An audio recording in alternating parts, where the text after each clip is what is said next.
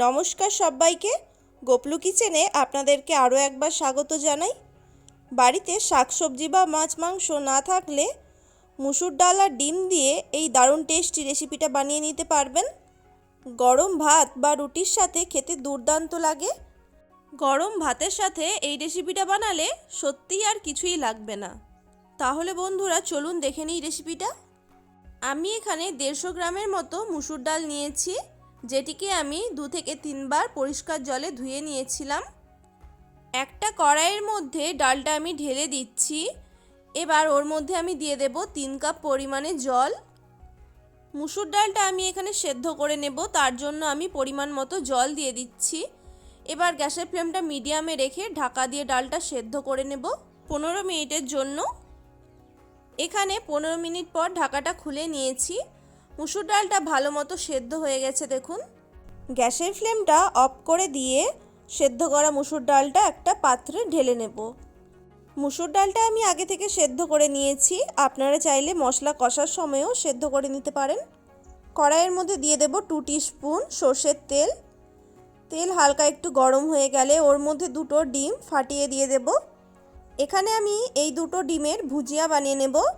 ডিমগুলো ফাটিয়ে দিয়ে ওর মধ্যে সামান্য পরিমাণে লবণ দিয়ে দেব।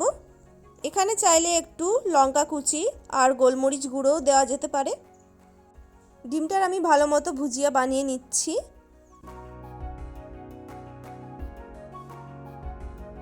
ডিমের ভুজিয়া বানিয়ে নিয়ে একটা প্লেটের মধ্যে তুলে নিচ্ছি দেখুন। ডিমটা তুলে নিয়ে ওই একই কড়াইয়ের মধ্যে দিয়ে দেব 1 টেবিল স্পুন সর্ষের তেল। তেল গরম হয়ে গেলে ফোড়নের জন্য দিয়ে দেব 1/2 টিস্পুন গোটা জিরে। 10 থেকে 15 সেকেন্ডের জন্য জিরেটা ভেজে নেব। জিরে ভাজা হয়ে গেছে, এর মধ্যে এবার দিয়ে দেব 2টো চেরা কাঁচা লঙ্কা। আমি এখানে কাঁচা লঙ্কা ব্যবহার করেছি, আপনারা চাইলে শুকনো লঙ্কাও ফোড়নে দিতে পারেন। কাঁচা লঙ্কাটা একটু নেড়ে চেড়ে ওর মধ্যে দিয়ে দিয়েছি একটা মিডিয়াম সাইজের পেঁয়াজ কুচি। পেঁয়াজটাকে আমি এখানে খুব বেশি গোল্ডেন ব্রাউন করে ভাজবো না, অল্প একটু ভেজে নেব, কারণ ডালটা খাওয়ার সময় মুখে পেঁয়াজটা পড়লে খুব ভালো লাগে খেতে। পেঁয়াজটা অল্প একটু ভেজে নিয়ে ওর মধ্যে দিয়ে দিচ্ছি 1 টিস্পুন রসুন কুচি আর 1 টিস্পুন আদা কুচি। এগুলিকে আমি একদম মিহি করে কুচিয়ে নিয়েছিলাম। পেঁয়াজের সাথে আদা রসুনটাও আমি এখানে ভেজে নেব। একই রকমই ডালের মধ্যে আদা রসুন মুখে পড়লে বেশ খেতে ভালোই লাগবে, সেই জন্য এগুলো আমি মিহি করে কুচিয়ে দিয়েছি। এরপর দিয়ে দেব একটা মিডিয়াম সাইজের টমেটো কুচি। টমেটোটা যাতে তাড়াতাড়ি নরম হয়ে যায় সেই জন্য এর মধ্যে দিয়ে দেব 1/2 টিস্পুনের মতো লবণ। এখানে লবণটা ব্যবহার করলে টমেটোটা খুব তাড়াতাড়ি নরম হয়ে যাবে।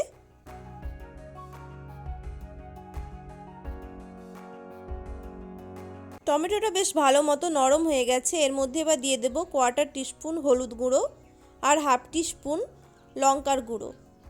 মশলাগুলো দিয়ে একটু ভালো মতো মিশিয়ে দিচ্ছি।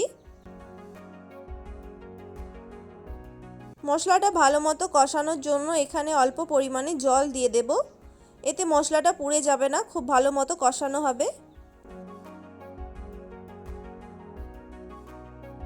মশলাটা ভালো মতো কষানো হয়ে গেছে আর দেখুন মশলা থেকে তেলও ছেড়ে দিয়েছে। এবার এর মধ্যে সেদ্ধ করে রাখা মুসুর ডালটা দিয়ে দেব। বন্ধুরা, আপনারা যদি ডালটা আগে থেকে সেদ্ধ না করে রাখেন তাহলে এই রকম মশলাটা কষিয়ে নেওয়ার পর গোটা ডাল দিয়ে দিতে পারেন।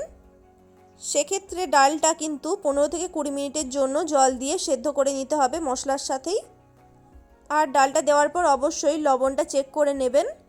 এবার ঢাকা দিয়ে আমি 2 মিনিটের জন্য ফুটিয়ে নেব। একটু ঢাকা খুলে নিয়ে আমি এর মধ্যে চিনি মিশিয়ে দিচ্ছি। ডালটা যেহেতু আগে থেকে সেদ্ধ করা ছিল তাই জন্য আমি মাত্র 2 মিনিটের জন্যই ফুটিয়ে নিয়েছি।